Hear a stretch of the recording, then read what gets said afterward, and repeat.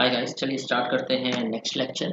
और आज हम अंडरग्राउंड केबल का नेक्स्ट स्टेप पे चलने वाले हैं, that is comparison between overhead transmission line and underground cable. तो सबसे पहले हम कंपैरिजन करेंगे on the basis of inductance. तो देखिए, हम जानते हैं कि वी नो दैट जो इंडक्टेंस होता है ट्रांसमिशन लाइन के केस में, या नॉर्मली हमने कितना निकाला था, L इज इक्वल टू, या इसमें इस लेक्चर में नहीं हुआ है तो हम आगे डिराइव कर लेंगे, बट अभी के लिए इतना जान लीजिए, ये होता है mu nought upon 2 pi L N G M D upon G M R. यहाँ पे जी एम डी का मतलब होता है,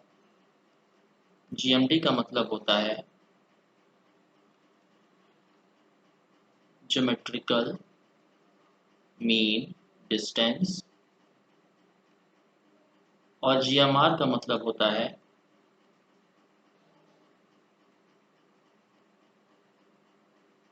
ज्योमेट्रिकल मीन रेडियस। तो देखिए, ज्योमेट्रिकल मीन डिस्टेंस को अगर हम लेमन तरीके से समझें तो इसका मतलब होता है किसी भी दो कंडक्टर के बीच की दूरी। और जीएमआर को अगर हम लेमन तरीके से समझें तो इसका मतलब हो जाता है कि किसी भी कंडक्टर का रेडियस। तो आप ध्यान से सुनिए। यहाँ पे जी आर आर हो गया है, इसको जी एम आर कर लेते हैं अपन। चलिए, कोई दिक्कत नहीं है, इसको हम जी एम आर कर लेते हैं। ठीक, अब बात करते हैं अंडरग्राउंड केबल की। तो अंडरग्राउंड केबल के केस में क्या होता है, फॉर यूजी केबल सारे कंडक्टर्स आपने देखा होगा काफी पास पास कनेक्टेड होते हैं, काफी पास पास रखे गए होते हैं। So for underground cable the distance between the conductor is very less, बहुत कम होती है। इसका मतलब हम यहाँ से बोल सकते हैं क्या कि GMD for underground cable is less than GMD for overhead transmission line. तो यहाँ से देखिए, वो अंडरग्राउंड केबल का केस लेके अगर चलें तो अंडरग्राउंड केबल के केस में GMD की वैल्यू कम है। GMD की वैल्यू कम है मतलब इंडक्टेंस क्या होगा, GMD की वैल्यू कम है। और 1 सेकेंड, चलिए कंटिन्यू करते हैं। तो GMD की वैल्यू यहाँ पे कम है, तो इंडक्टेंस की वैल्यू कम होगी। तो हम यहाँ पे बोल सकते हैं कि inductance for underground cable is less than inductance of overhead transmission line. तो ये बहुत ही इंपॉर्टेंट पॉइंट है, इसे आपको याद रखना है।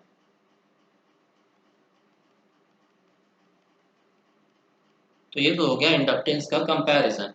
अब हम बात करते हैं कैपेसिटेंस का कंपैरिजन। तो सबसे पहले उसके लिए हमें कैपेसिटेंस की वैल्यू जाननी पड़ेगी। तो देखिए, कैपेसिटेंस की क्या वैल्यू होती है, सी होता है, ये फेस कैपेसिटेंस की हम बात कर रहे हैं, लाइन में ये 2 नहीं होता है, 2 pi epsilon 0 epsilon r l N G M D upon r. अब यहाँ पे जी एम आर नहीं होता, सिर्फ रेडियस आर होता है, बट हमें काम है जी एम डी से। तो मैंने क्या बताया था, जीएमडी अंडरग्राउंड केबल के केस में क्या होता है, कम।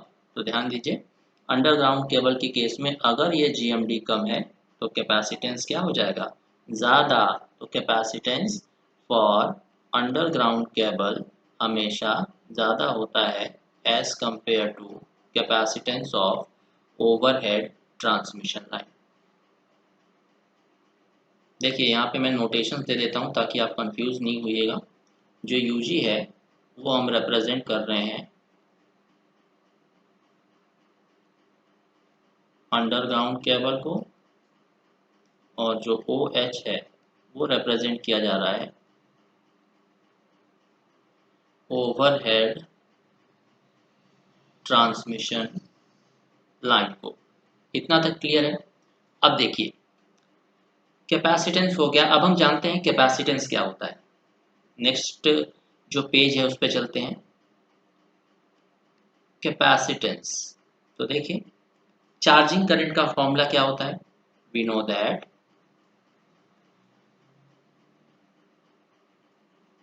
चार्जिंग करंट को अगर हम IC से रिप्रेजेंट करें तो ये होता है कंडक्टर के क्रॉस का voltage, conductor with respect to ground का वोल्टेज, जिसे हम फेज वोल्टेज भी बोलते हैं, divided by XC, that is capacitive reactance. ये है हमारा charging current. Charging current and also यहाँ से जो XC है वो क्या हो जाएगा? 1/ओमेगा C। अब ध्यान दीजिए, XC की वैल्यू 1/ओमेगा C रख दीजिए। चार्जिंग करंट क्या हो जाएगा? Omega C phase V phase. Capacitance भी हमें फेज में लेना पड़ेगा। तो यहाँ पे आप देख सकते हो जो कैपेसिटर है वो डायरेक्टली प्रोपोर्शनल है चार्जिंग करंट के। Charging current is directly proportional to capacitance. तो देखिए अंडरग्राउंड केबल का कैपेसिटेंस ज़्यादा है तो चार्जिंग करंट भी क्या होगी? ज़्यादा। तो यहाँ पे क्या लिखेंगे हम कि charging current for underground cable is greater than charging current for overhead transmission line। अब हम ये बात अच्छी तरह से जानते हैं कि फेरेंटी इफेक्ट के लिए कौन जिम्मेदार होता है, कौन रिस्पॉन्सिबल होता है? Charging current. तो यहाँ पे लिखिएगा चार्जिंग करंट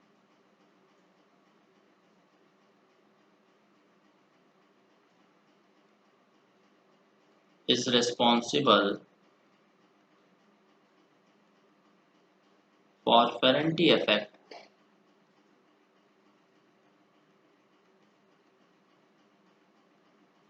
तो अगर हमसे बोला जाए कि फेरेंटी इफेक्ट को कंपेयर करो तो हम क्या बोल देंगे? चार्जिंग करंट जिसमें ज़्यादा होगी फेरेंटी इफेक्ट भी उसमें ज़्यादा होगा। तो फेरेंटी effect for underground cable is greater than Ferranti effect for overhead transmission line। अब किसी को अगर नहीं पता फेरेंटी इफेक्ट क्या होता है तो देखिए, जब भी ट्रांसमिशन लाइन नो लोड या लाइट लोड पे ऑपरेट करती है उस कंडीशन में अगर रिसीविंग एंड का वोल्टेज सेंडिंग एंड के वोल्टेज से बड़ा हो जाता है या ग्रेटर हो जाता है, उस कंडीशन को बोला जाता है फेरेंटी इफेक्ट। और ये देखने को मिलता है मीडियम ट्रांसमिशन लाइन और लॉन्ग ट्रांसमिशन लाइन में। शॉर्ट ट्रांसमिशन लाइन में देखने को नहीं मिलता। क्यों शॉर्ट ट्रांसमिशन लाइन में देखने को नहीं मिलता? क्योंकि शॉर्ट ट्रांसमिशन लाइन में कैपेसिटेंस को नेग्लेक्ट कर दिया जाता है। कैपेसिटेंस को नेग्लेक्ट कर दिया, चार्जिंग करंट नेग्लेक्ट हो गई, चार्जिंग करंट नेग्लेक्ट हो गई, फेरेंटी इफेक्ट नेग्लेक्ट हो गया। तो हम ये सिर्फ देखते हैं फेरेंटी इफेक्ट मीडियम और लॉन्ग ट्रांसमिशन लाइन के केस में। चलिए नेक्स्ट कंपैरिजन पे। अब देखिए एक चीज़ और यहाँ से देखिए, हम जानते हैं कैरेक्टरिस्टिक इम्पीडेंस क्या होता है।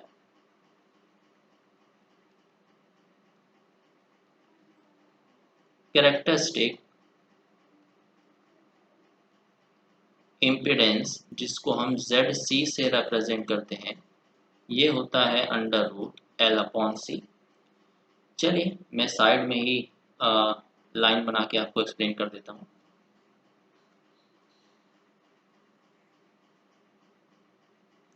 चलिए एक टर्म हमें पता चला कि जो कैरेक्टरिस्टिक इम्पीडेंस होता है वो कितना होता है?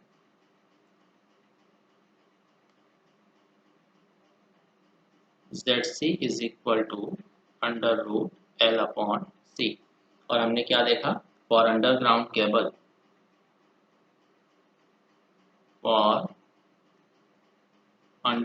केबल, कैपेसिटेंस ज़्यादा है, इंडक्टेंस कम है। कैपेसिटेंस ज़्यादा है, इंडक्टेंस कम है। कैरेक्टरिस्टिक इम्पीडेंस क्या हो जाएगा? यहाँ पे कम हो जाएगा। तो हम यहाँ पे क्या बोल सकते हैं? Characteristic impedance for underground cable is less than characteristic impedance of overhead transmission line। Characteristic impedance किसे बोला जाता है? कैरेक्टरिस्टिक इम्पीडेंस उस इम्पीडेंस को बोलते हैं जिस पे रिफ्लेक्टिंग या ट्रैवलिंग वेव्स जीरो होती है। मतलब कैरेक्टरिस्टिक इम्पीडेंस वो इम्पीडेंस होता है जिस पे ट्रैवलिंग वेव्स नहीं मिलती। ठीक, तो अगर हम प्रैक्टिकली बात करें तो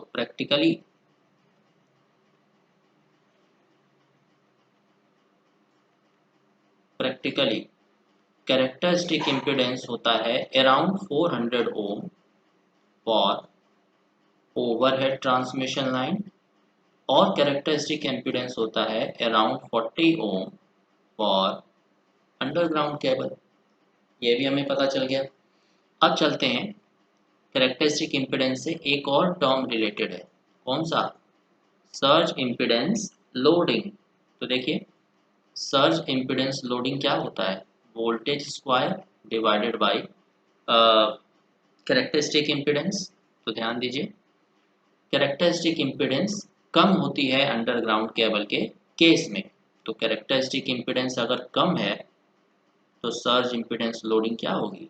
ज़्यादा। तो यहाँ से नया टर्म मिला हमें कि surge impedance loading for underground cable is greater than surge impedance loading of overhead transmission line. मतलब लोडिंग कैपेसिटी जो अंडरग्राउंड केबल की है वो क्या होती है? हाई होती है as compare to overhead transmission line. अगले कॉन्सेप्ट पे चलते हैं। चलिए, अगला कॉन्सेप्ट क्या है? इंडक्टेंस का। हमने अभी अभी क्या देखा कि जो इंडक्टेंस है ओवरहेड अंडरग्राउंड केबल ले लेते हैं left hand side. Underground cable is less than inductance of overhead transmission line. अब हम जानते हैं एक्स क्या होता है? ओमेगा एल के बराबर, यानी reactance is directly proportional to frequency. या फ्रीक्वेंसी ना बोल के, फ्रीक्वेंसी की यहाँ पे हमें नीड नहीं है। फ्रीक्वेंसी अगर कांस्टेंट है तो x is directly proportional to inductance. तो देखिए, अगर L ज़्यादा है, अंडरग्राउंड केबल का L ले लेते हैं, तो L अगर कम है तो रिएक्टेंस भी क्या होगा? कम होगा। तो हम बोल सकते हैं कि reactance for underground cable is less than reactance of overhead transmission line. तो रिएक्टेंस तो हमें पता चल गया। ठीक, अब बात करते हैं एक टर्म की जिसे बोलते हैं पावर ट्रांसफर। तो पावर ट्रांसफर का जो फॉर्मूला होता है वो होता है mod E mod V upon X sine delta. अब हम क्या चाहते हैं? हमारा जो पावर ट्रांसफर हो वो मैक्सिमम हो। तो मैक्सिमम पावर ट्रांसफर के लिए डेल्टा की वैल्यू क्या हो जानी चाहिए? 90। For maximum power transfer delta must be 90 degree. तो अगर डेल्टा की वैल्यू हम 90 रख देते हैं तो P हो जाएगा P मैक्स, यानी ये हो जाएगा E V अपॉन एक्स। यहाँ पे जो P मैक्स है उसे बोला जाता है स्टेडी स्टेट स्टेबिलिटी लिमिट।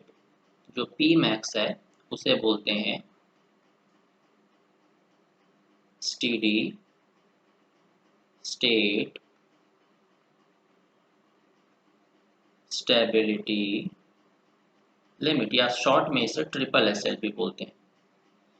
तो देखिए, अंडरग्राउंड केबल के केस में जो एक्स है यानी रिएक्टेंस है वो कम है as compare to overhead transmission line.